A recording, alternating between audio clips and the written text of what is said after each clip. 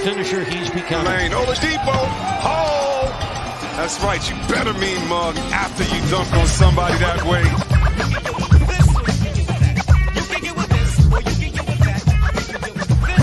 Gonna run it down. He goes with it. Adebayo for the win.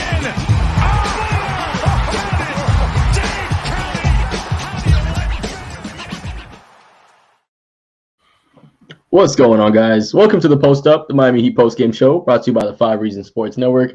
I am your interim host, because Royal's not here, Jonathan Ramlakan, a.k.a. Three Piece Combo, and I'm joined by a couple members of the Kang Gang. We got Threat, out here, Beta Boys in 5, and then we got my boy Twan, Sad Heat fan. So make sure you follow those guys out on Twitter. Now, before we get started on tonight's show, we do want to thank a couple of sponsors, the first one being the primary sponsor of the 5 Reasons post-game show, and that is Aggressive Insurance. So make sure with all your insurance needs, hit up Miss Lynette, right? She's a Heat fan. Make sure you give any and all of the business that you can to Heat fans. Don't give your money to a Celtics fan or a Philly fan or a Knicks fan. No, make sure you talk to Miss Lynette. She'll take good care of you with all your insurance needs. Give her a call at 954-581-8800. She's going to do an entire insurance rundown for you. And if you mention 5 Reasons Sports, she'll even include a free vacation voucher to a spot of your choice. So make sure you give her a call at 954-581-8800.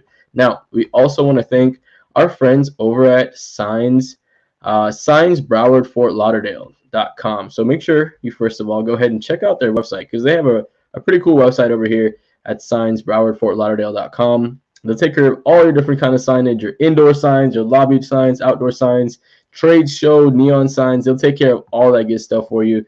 So make sure you give them a call over at 954-791-8685 or give them a visit at signsbrowardfortlauderdale.com. We also want to thank our boys over at City Cigar Lounge. If you don't know already, this is the best spot for just to go chill out there in Miami right before you go check out a Heat game. They got over 50 different cigars choices, a bunch of different food, a bunch of different alcohol. As you can see, they got a pretty cool website as well. And we're going to be hosting some of our 5 Reasons watch parties there. So go and check them out at City Cigar Lounge. They're out there in South Florida, not too far from the arena. Or check out their website for all of their details at citycigarlounge.com. Guys, let's get into this game. Now, first of all, let's not overreact, right? Let's not overreact. It's one game without Jimmy Butler. So, it definitely sucks that we lost this game on national TV, as we do thank James Todd for the $9.99 dono. We got dog walked on national TV, and Bam looked Charlamagne off. It's only one game, but handle like this, it's awful. That's the perfect way to put it, right? It is only one game, but Bam did not look aggressive at all. Herro, decent start, but from there didn't, really have an impact on the game. Duncan with a phenomenal first quarter. I felt like that was one of his best quarters of the season, but it just wasn't there for the night. After that third quarter, we went flat. Phoenix got hot. They seemed to have all the energy. We just didn't have any of it, and we didn't get that win. Do want to thank as well Jose A. Lucas for the $2 dono. Rigged game, 1-1 makes the finals more interesting. That's a very good point, because now we went out there home court, we won, and they came on a home court and they won. So now we're 1-1. The good thing is it's not an Eastern Conference team, so it doesn't affect us as far as tiebreaker points from our side of the standings. Brett, I'll start with you, my man. What did you see from tonight's game overall? I know everybody says, hey, it's one game. Don't get too high, don't get too low. You know me. I'm the same. I'm the same every single damn time.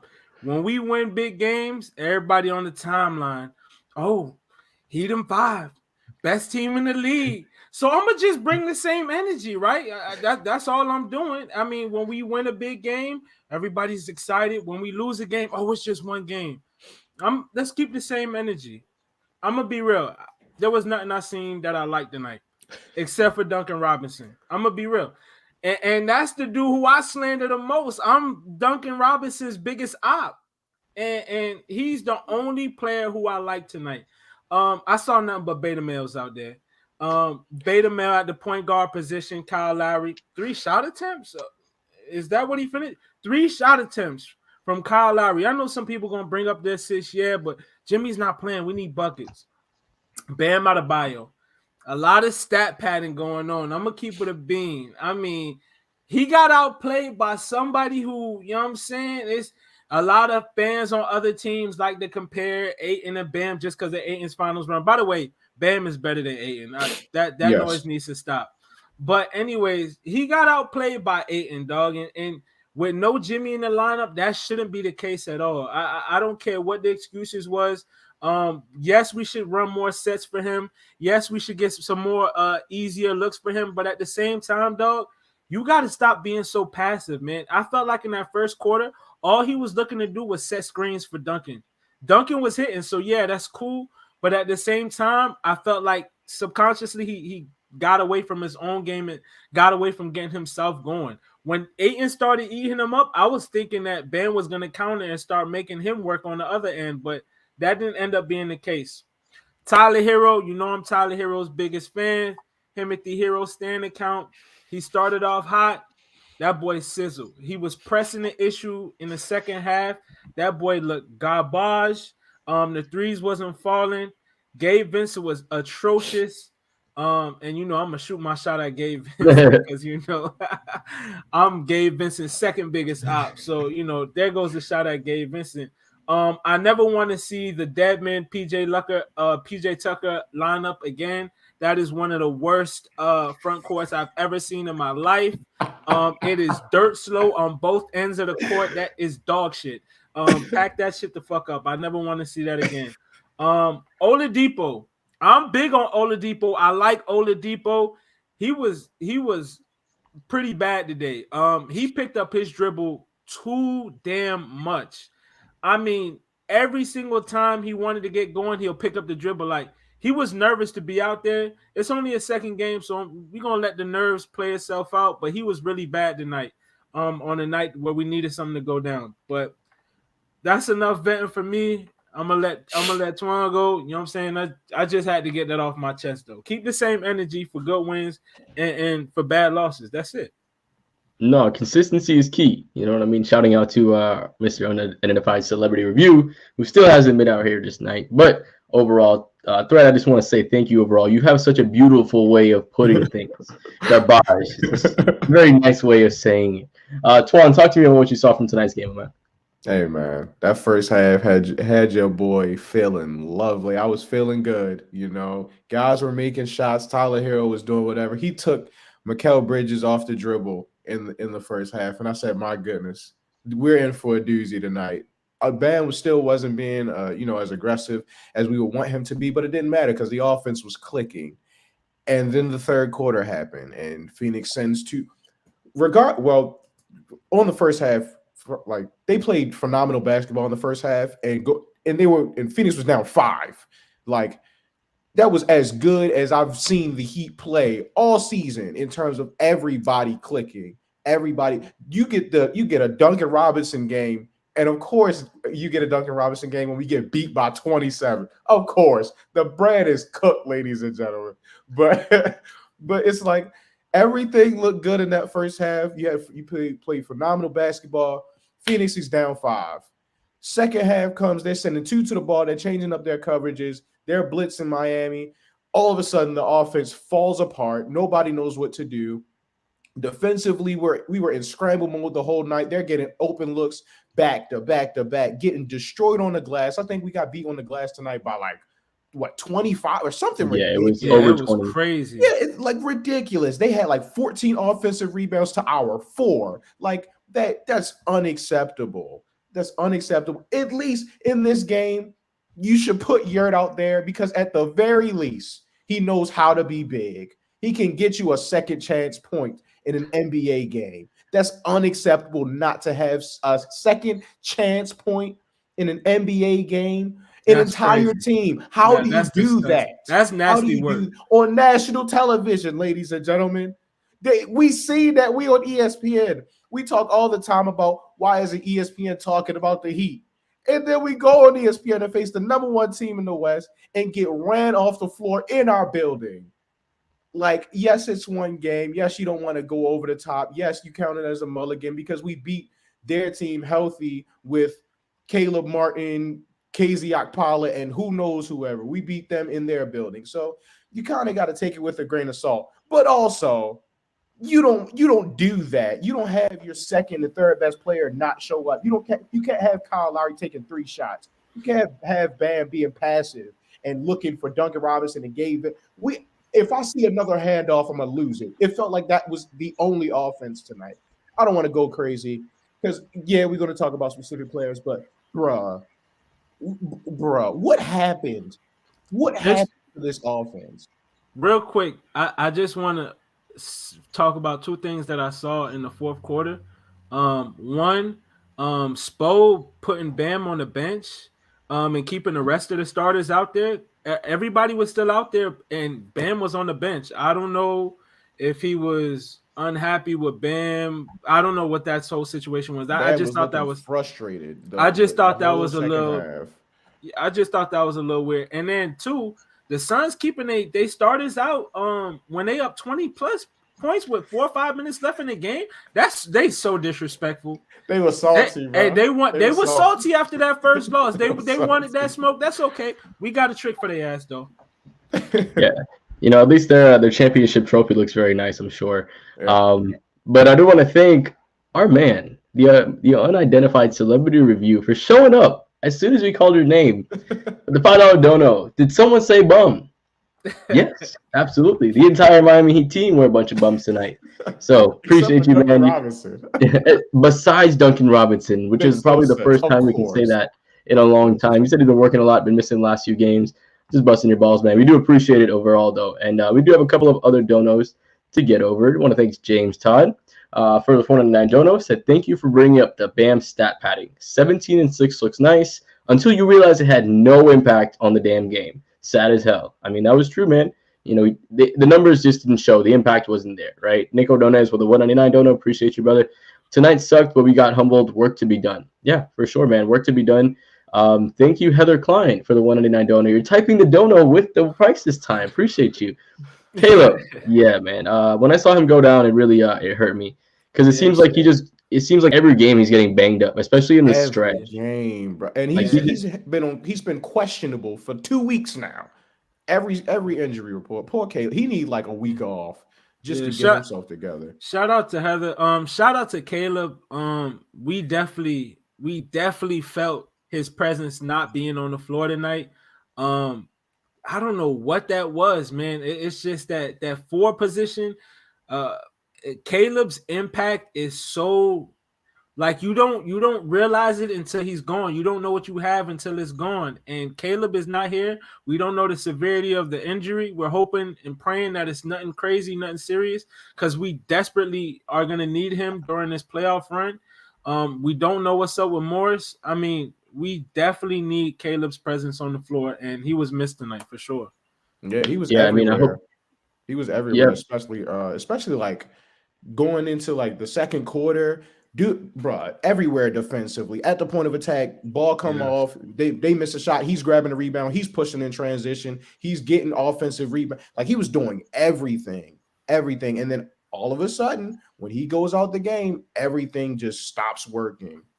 I don't know. Maybe he's the key. Maybe it's Caleb Martin is the answer to all of the Heat's problems.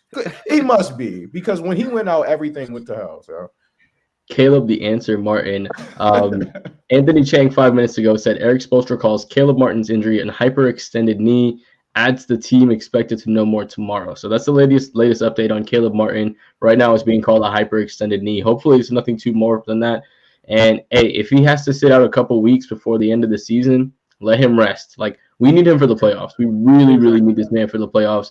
He like, the shooting stroke wasn't something that I expected him to have coming into the season, but he's become a decently reliable shooter. And on top of that, he can create his own shot. He has that rim pressure. He adds the vertical spacing that we talk about that we don't get from much other players because of the lack of melanin. But we get that from him as well. So I do want to thank Swood for the $5 donation. Salute. We got to cook our team for this L, our cook players. But when it comes down to it, the game shows the future of the NBA coaching/culture. Hey, I do definitely want to shout out the Pheonix Suns because they're a team who was built by James Jones, right? A Heat guy. And he took the Miami Heat ideology and he went out there. And if you look at that Pheonix Suns team, they got a bunch of scrappy dudes there as well, right? Like JaVale McGee is their Dwayne Dedmon, right? I mean, we already know what Jay Crowder is to that team. Chris Paul's like their Jimmy Butler or their Kyle Lowry. Like they have those guys. A very, very translatable team, in my opinion, which is it's kind of crazy to look at all those. Like Gabe Vincent is campaign, and they're like similar. You know what I mean? They're similar. It's like so many similarities between us and them. I do want to give a shout out to them because they're a good team, man. And with all due respect, hopefully that they make it out of the West. If I had to pick a team, I would like them to, just because they're an exciting young team like Devin Booker. But let's get into some of these individual performances now. And let's start with the guy. I'll let you guys pick your players. Twan, we started with you second as far as the game as a whole goes. So I'll let you pick your player and go ahead and break down what you saw. I guess I'll talk about Kyle. I thought Kyle was going to be aggressive with scoring early. I think like the second possession of the game, like they get the ball and running in transition. Kyle gets a pull-up three, hits it, and I'm thinking, okay, maybe we're gonna have some juice from Kyle tonight. And then I saw he had like 5 assists in the first 4 minutes of the game. So it was like, okay, he's getting guys involved, and maybe he can put the scoring together. And you kind of never saw him get the scoring together. He was kind of just like out there doing things, and he was, directing traffic and everything, and doing everything that he does normally, forcing Bam to shoot, forcing guys to get shots, and making sure guys are getting open looks and possessions where they want them, but he's not scoring. And like we need him a whole lot more than I imagined that we would.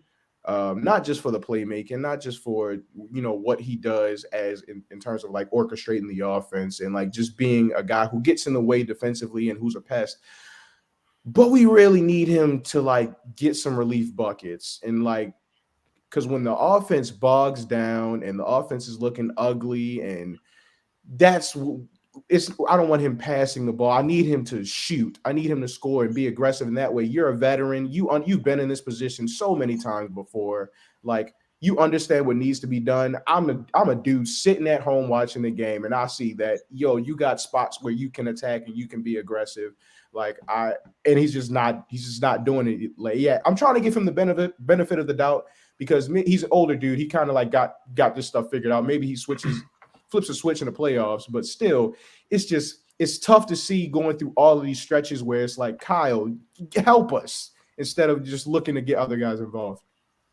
Yeah, sometimes you just need him to take that other step. I mean, one thing when we signed him this offseason that I was really looking forward to was his ability to get to the free throw line, and we just haven't seen that, right? Like in Toronto, he was always getting to the line. I felt like every night that I watched him play, he was getting 6 to 8 free throws, just because, I mean, we know he's kind of a flopper, right? But he would get to the paint and then draw the contact. He's not even attacking the paint and attacking the rim anymore. And that's, it's curious that why is he not attacking at all? Like, okay, you want to get everybody else involved. You understand that, right? Sure, get Bam involved, get Herro better. You're making everybody else better around you. We need you to be better as an offensive player. We can't just have you sit around directing traffic, right? You're not a fucking traffic cone. You're a fucking basketball player. So go ahead, attack the rim, like get to the paint, draw some fouls. Like we know that your offense in Toronto was heavily 3-point shot or get to the rim, right? And he's not done any getting to the rim so far. Only 3 field goal attempts. Like both of you guys said, he needed to take a little bit more. Threat, take me home on Kyle Lowry and then go ahead and pick another player. Yeah, we didn't sign Kyle Lowry to score 13 points a game. I'm gonna just be real. That if you guys told me before the season that Kyle Lowry was going to be a 13-7 guy, and I expected us to be a number 1 seed at that, I would have never believed it, because I just didn't anticipate those numbers for Kyle. No, I don't want him to be a big time scorer. I just need a little bit more. And when we don't have guys like Bam in the lineup, or we don't have guys like Jimmy in the lineup, like I expect him to kind of shoulder the load. Yeah, be the 4th scorer when the rest of the guys are in the game, but when they're not there, you need to pick that slack up that those other guys aren't able to bring. And he's everybody. We kind of talk about this switch Kyle Lowry has. I don't know if he has that switch in his game. He better. Is he that guy? We don't really know. We about to find out in this playoff run, but I just expected to see a little bit more from Kyle. And I know I might be asking for a lot for his age, but what we signed him for is what he needs to bring. I'm sorry. Real quick though, Threat. The only reason I'm giving him like maybe he has a switch is because like It's never been, unless I'm confused, because I'm not sitting here watching every Raptors game ever. But like he's not going to the rim. When was the last what I mean, it probably could be like last game, but it's a rare occurrence that Kyle Lowry like takes a guy like off a dribble or comes off a screen and like gets a layup.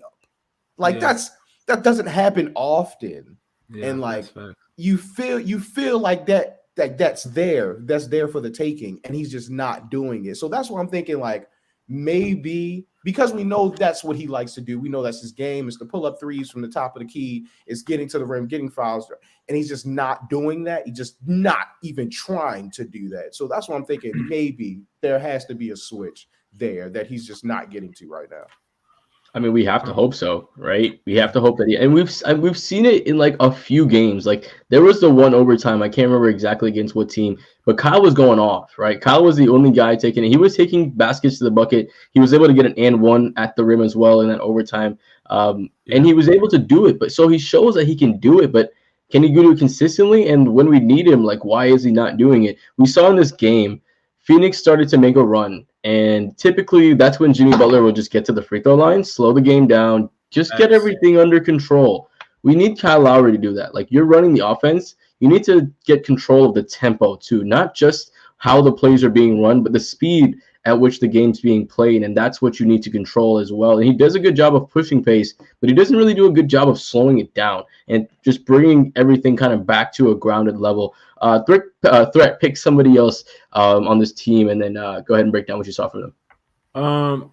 I gotta go at Bam Adebayo, dog, and it's because he's our guy. You know what I'm saying? He's supposed to be that number 2 in command. We were hoping before the season even started that he was going to overtake and become that one. But I don't know what's going on. We saw a switch a couple weeks ago where we're like, okay, Bam has figured it out. We need him to be aggressive, to be a dominant team, and it looked like he finally hit it. Then you look back at these last 3 games. I mean, you got 6 points against Philly in 31 minutes. You got 18 versus the Rockets, and then 17 tonight.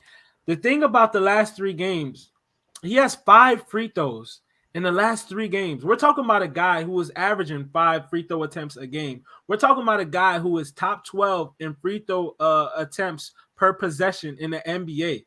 Like, where's that aggressiveness? Where is it? Like, why did it not show up tonight? Why hasn't it been showing up lately? Like, I don't know what's going on with Bam offensively, but we need him to be that guy offensively. We can't have these type of nights without Jimmy Butler in the lineup.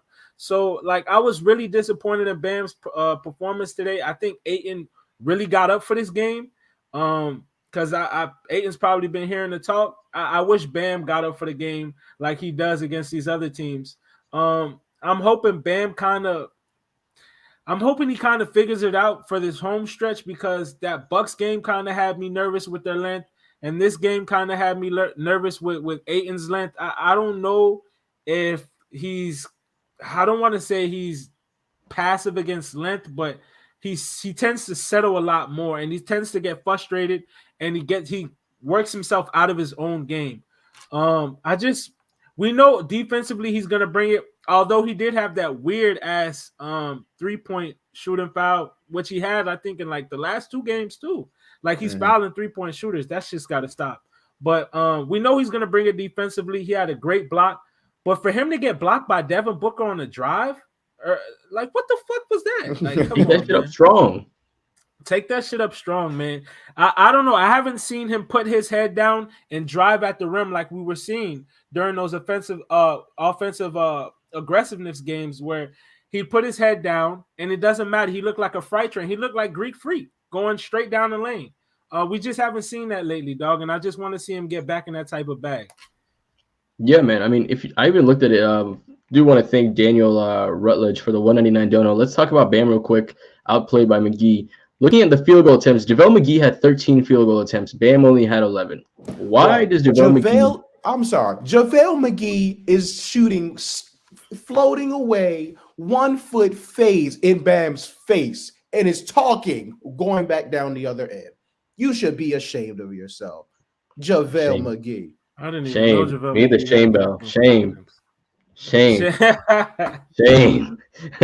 I do want to thank also Leo the Lion for the 499 dono. How has Bam improved from last year to this year? I don't see any. He's the same player to me. I think we've seen the switch a little bit more this year. I think we see the switch turn on just a little more this year, and I think that's the improvement. But we need to still see it more. That's the problem, is we still haven't seen him go from the 0 to 10 yet, right? He's at about a 3 or a 4 on that aggressiveness level, because he'll bring it some games at a 10, and then some games he'll just have, like tonight, literally a 1 where he wasn't aggressive at all, not attacking, because he could have gotten – Jay Crowder was in foul trouble all night long. So it would have been tough for them to help. And if Ayton was the only guy guarding you, okay, you have the speed advantage on DeAndre Ayton. And you didn't even take any jumpers tonight to make him come closer to you, so you can have that little – he had that one little swipe and his one dribble to the rim that he was able to do and take anybody off the dribble over those games that he was being aggressive. Kind of like that Jimmy Butler move, but just against a bigger guy, right? Mm-hmm. Not doing that at all. And he's not able to set that up because guys aren't playing him because his back is turned to the rim. So, Twan, take me home on Bama and then go ahead and pick up another player. I mean, my guy Threats pretty much said it eloquently. But to add on to it, you just want to see it more. Like Threat was saying, like the aggression that we were seeing. It was when Bam got the ball, he was moving with intention and let me get to the rim and let the playmaking be secondary. So now if I don't got it, now I can get to the playmaking and that'll open everything else up. We're just not seeing that. The Embiid matchup, it was ugly. And then you get the DeAndre Ayton matchup, which is ugly. And it's just like, what happened? And that feels – it's hard. It's hard being a fan of this type of Heat team, if that makes sense. When everything is good, it's amazing. But when it's bad, our flaws are so obvious and they are really bad. Like when the offense is ugly, it's very ugly. It's not like Phoenix, for example. Their offense was not great, and our defense was stifling in the first half. You're going in and it's still close at halftime. You're feeling good about yourself. And then when everything does click in the second half, then you get what you get in the second half. If Miami's offense is struggling and it's ugly, you're getting beat by 27. Like there's very little room for error. So everything has to be going good to give Miami the best chance to win. Their defense has to be ridiculous. Bam has to be defensive player of the year. PJ has to look like the most versatile player that we've ever seen, like Draymond Green. He has to be that good.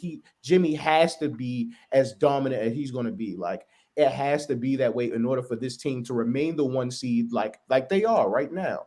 So it's just a lot has to go right. And if somebody's off, if Bam is not going to be as aggressive as he should be, if Kyle's not going to be as aggressive as he should be, if Jimmy's not going to be as aggressive as he should be, it can fall off the rails very quickly.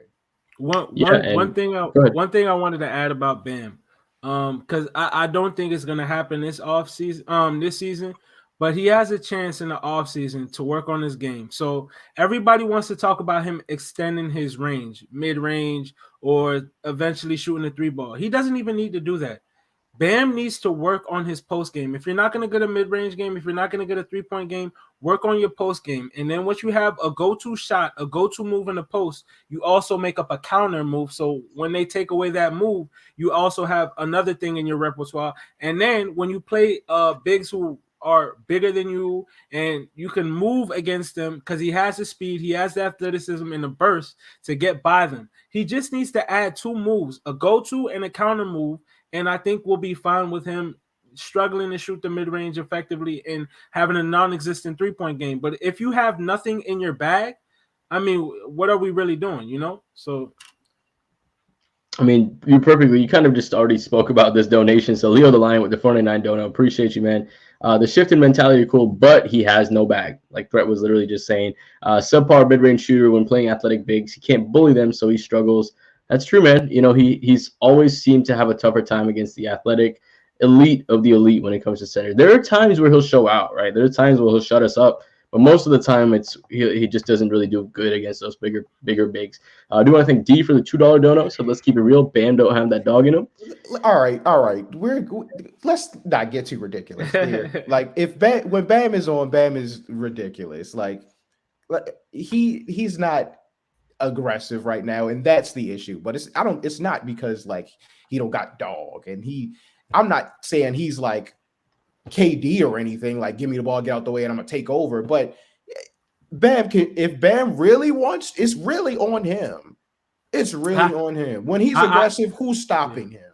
I can't say Bam doesn't have that dog in him, because on the defensive end, he doesn't care who's the guy with the ball in the hand. It doesn't matter if it's KD, Kyrie, Devin Booker. It doesn't matter. He will guard him with the game on the line. It doesn't matter. All throughout the game, he'll guard him. It doesn't matter. So he has that dog in him defensively. He just doesn't have a bag.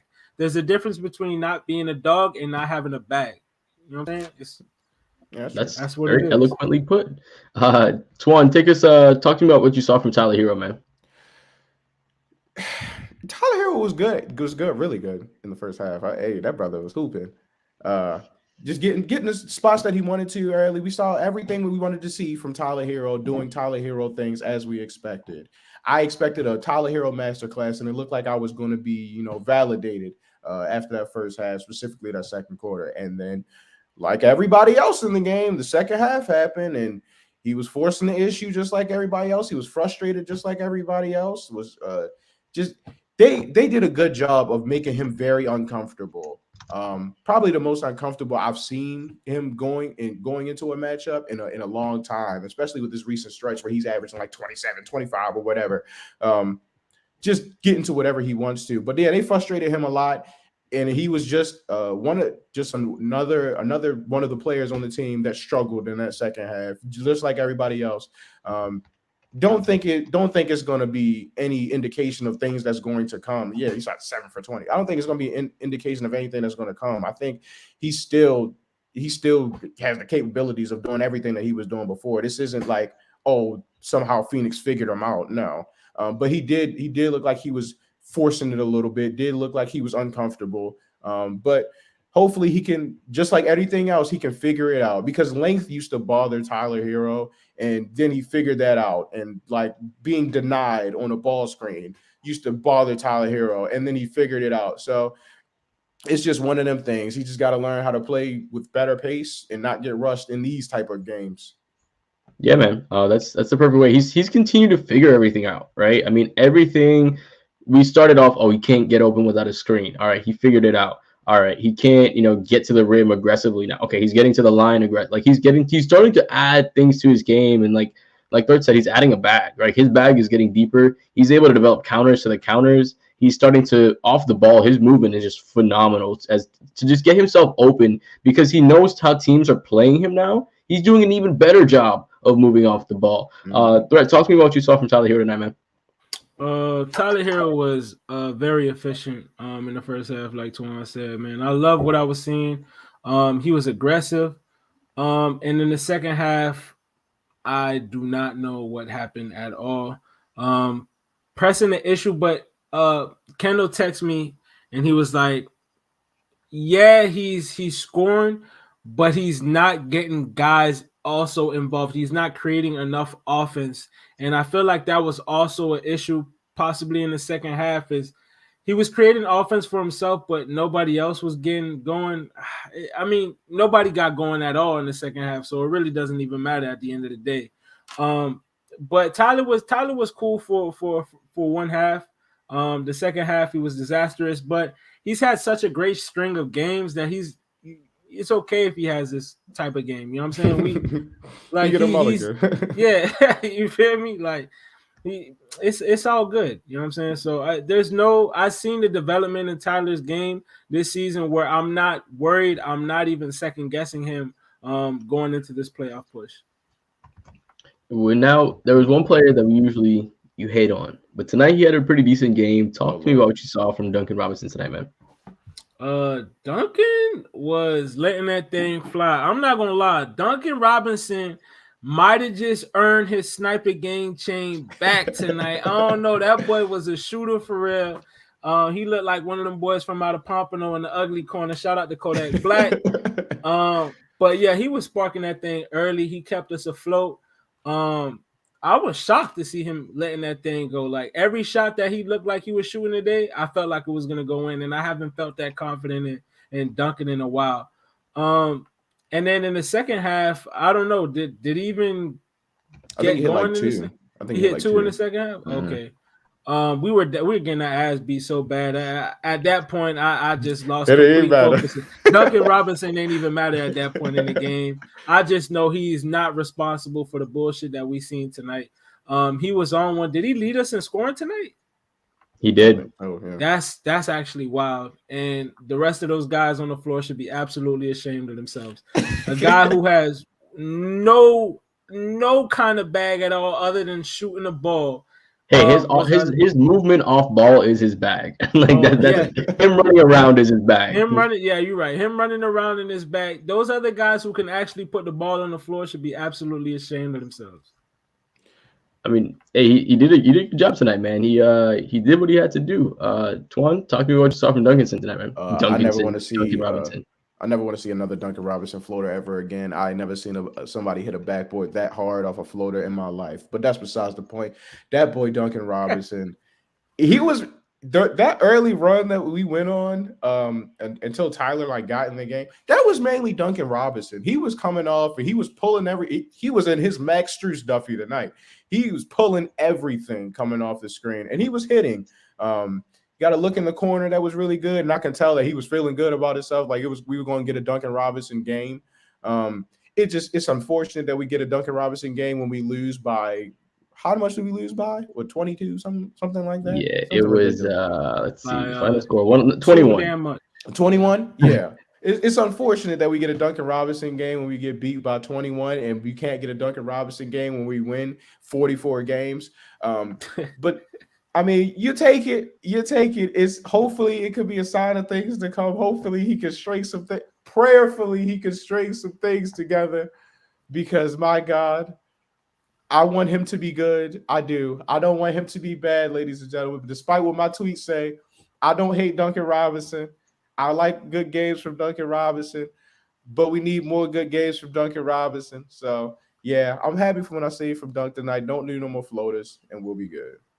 Yeah, so as we can see, Duncan Robinson is in his bag. Look at him. Perfect. Duncan Robinson out here wilding.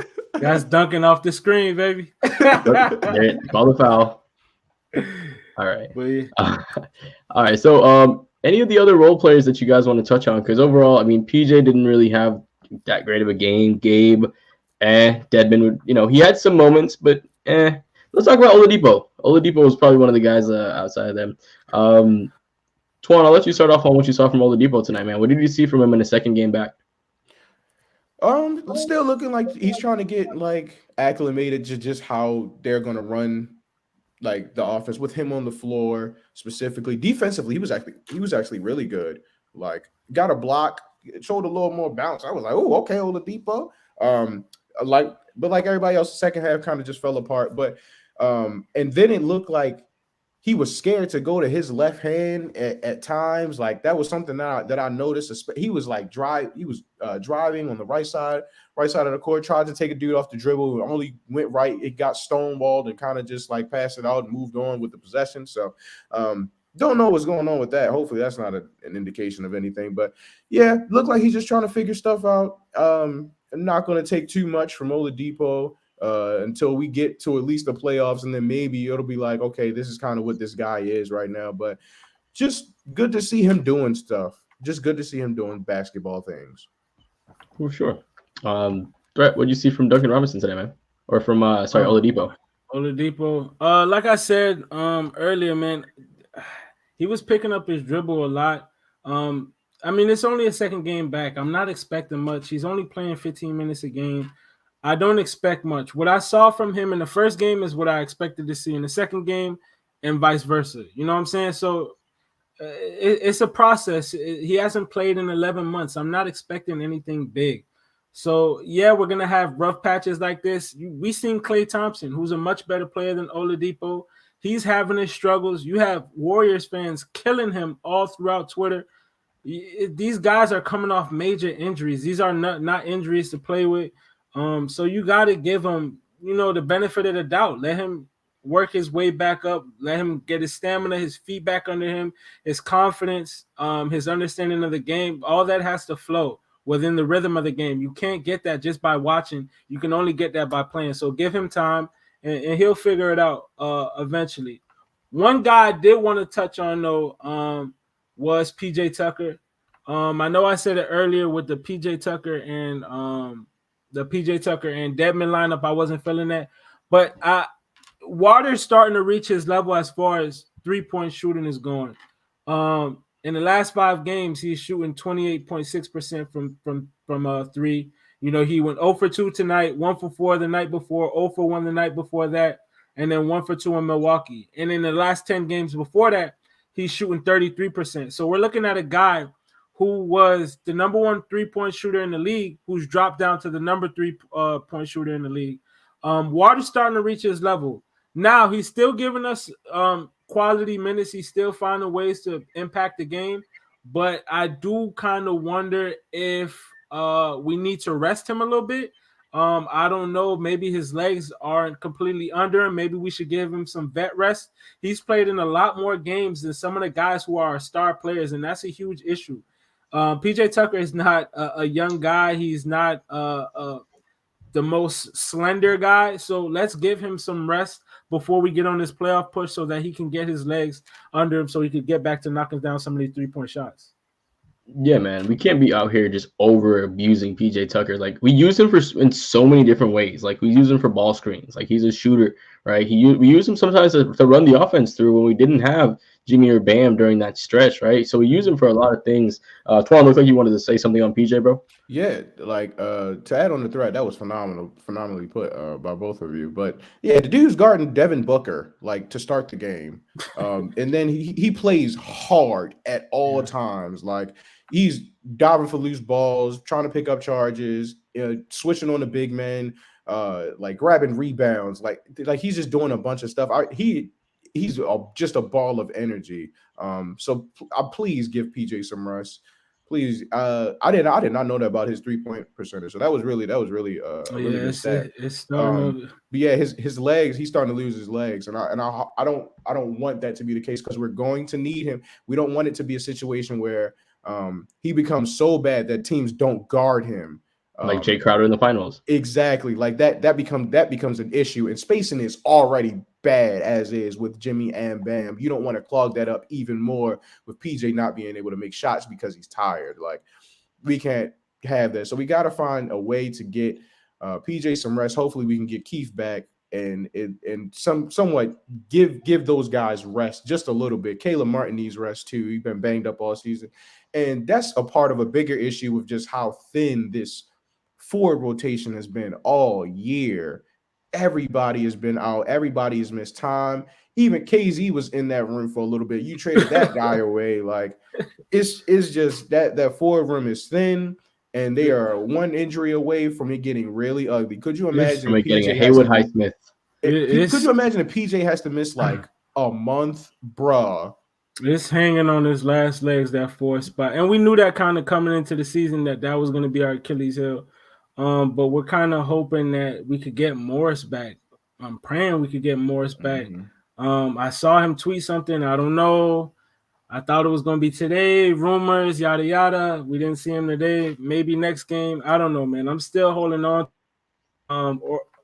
Or else we're going to have to see maybe a Yurt Bam lineup. I don't know. We got to figure something out. Don't do that to me. We got to figure something out. I will watch basketball. I'll retire. My good, we better not have to see a Bam Yurt lineup again. I do want to thank BB for the $5 dono. He said Phoenix had an axe to grind tonight. It's all right, though. Thoughts on the West? Is coming down to the Golden State Phoenix, or does Memphis have a legitimate shot? Any dark horses? I'll let you guys answer this question. Go ahead and answer. Do you think it's going to be Golden State Phoenix to make it to the finals, or anybody else has a legit shot? I definitely think it's going to come. I think the West is wide open. I do feel like I do feel like Denver might have a say in some things. I'm not gonna count them out. Phoenix and Golden State, those are two really good teams. Golden State is starting to dwindle, but I do feel like Clay's gonna figure it out. They're And gonna figure Draymond. it out. Yeah, they're gonna figure it out. And I feel like ultimately they're gonna be coming out the West over Phoenix. Do I feel like Memphis has a shot? I'm gonna be real. I do not. I feel like they are possibly going to be a regular season team. I do feel like when the playoffs roll around, you're going to need that second guy. I'm not confident in Memphis' second guy as of right now. I know Ja's going to bring it, but I don't know who's going to be the next guy to bring it with Ja. You know what I'm saying? I'm not confident in anybody outside of Ja bringing it offensively for them on a night-to-night basis in the playoffs. Yeah, it'd be tough to see somebody else. Like you said, they don't have that second guy consistently just yet, right? It can't just be Ja. Like we've seen it with Luka, we've seen it with Trae Young. It can't just be one guy. Twan? Memphis is really fun. I really like Memphis. I don't want to say anything bad about Memphis. But I think Phoenix and Golden State are just a tier above. A tier above anybody. Like Thursday. I think Denver, they're getting guys back. It depends on how Jamal Murray looks. Depends on how Michael Porter Jr. looks when they get back. And Jokic is, my goodness, one of the most ridiculous basketball players I've ever seen a day in my life. So you can't ever count them out. But I think it's Phoenix. I like Phoenix a lot. I think Phoenix is the favorite coming out. I think they'll be in the finals. In terms of, is it going to come down to Golden State, Phoenix? I don't know, because I got some questions with Golden State there. I don't know. They don't move me. I need to see them back with Draymond. I need to see them back with Draymond, because they're a different animal. They're a well-oiled machine when Draymond's in the lineup. But without him, it feels like they got to work a little harder to be as good as they supposed to be. So yeah, I think I'm going with Phoenix. Yeah, I think it's, as far as dark horse goes, if you just want to look at the bottom lower teams to make it to the finals, like you guys both touched on it. I think the Nuggets probably, if they can get, I don't think they're getting Jamal Murray back this season. I think pretty sure either Ariel or Gad told me that they're going to get Jamal Murray back this season. I could be wrong on that. Don't quote me. But yeah, if they don't get him back, I don't see Denver doing it, just because same reason. You can't just have one guy, and no matter how phenomenal Jokic is, you're just going to be able to trap him and force other guys to beat you. And when it comes down to those high pressure moments, those guys can't make those shots, in my opinion, just yet. So I think Phoenix or Golden State probably make it out. As far as a dark horse, it's hard to really name a dark horse, because I mean, Dallas, Utah, Dallas is figuring out as of late. I do want to give them props. Who's Dallas' second best player? That's the issue. You know what I'm saying? That's the issue right there. Who is Dallas' second best player? Is it Spencer Dinwiddie? Do you feel good about that? Is it Jalen Brunson? I don't know. It's tough to rely on small guards to be your second best option. I do want to bring up this graphic because it's interesting. It was like winning when scoring 20 plus points. Duncan Robinson, every time we've scored 20 plus points for the last 17 games, we've actually won.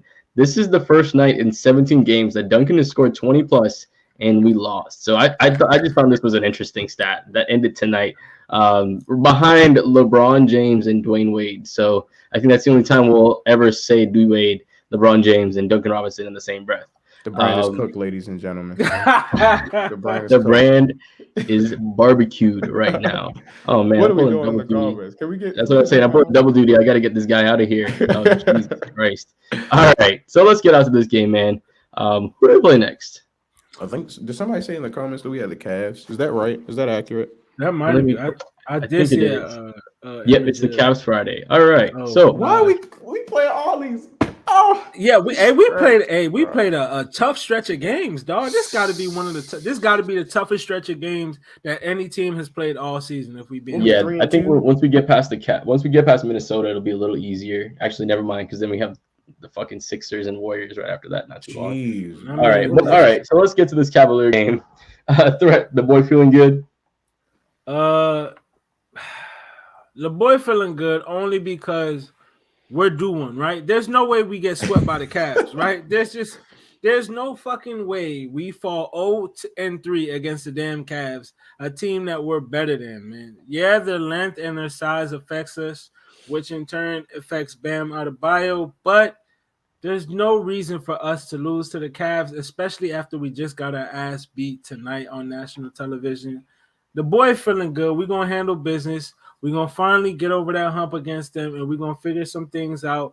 And we're going to get some good games from some good players who we can rely on. We're going to get a big game from Jimmy. I'm going to say that. Jimmy can come back from the sniffles. Yeah, he's got a man out booger for issue. allergies.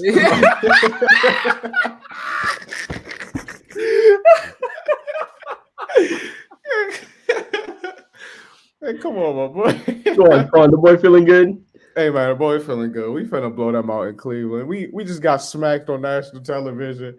You got whooped. Ain't nobody played good in the second half. I think Tyler Herro has a master class officially. I'm going on record and saying that he gonna go off. Bam, I don't know. He been a little suspect recently. I don't know, man. You got to show me something. But yeah, I think we gonna win against the Cavs. So yeah, I mean, Miss Lynette, you read Miss Lynette's mind, right? If Bam isn't bringing it, play it on Friday, right? At least we're gonna have some length. But you know how it is. Royal's not here, so we're gonna blow this shit out, and we're gonna get this win. You know it is. Like you said, there's no fucking way that we get swept by the Cavaliers. It's the Cavaliers. Like, I don't care how long ago our rivalry, or I mean, not really a rivalry, but the heat between our franchises started. I still don't like them. They're still a bunch of bums. I still hate that team. I still hate that city. Fuck all of them. The Heat are gonna blow this shit out. Any final thoughts before we close the show out, guys? Someone send Jimmy Butler a box of Kleenex and tell him to get his shit together. They said Jimmy can afford Claritin.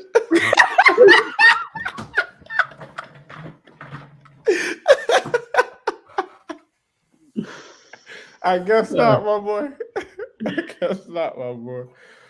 Final thoughts on the game. Caleb put it on his head. We take those. Y'all seen that, JaVale McGee? We got clips of you, my boy. That's going on Twitter tomorrow morning. Got the receipts. All right. Play the video, me. Jimmy bucket! Clutch time! Tyler Herro, what a finisher he's become. Lane, Oladipo. Oh! That's right. You better mean mug after you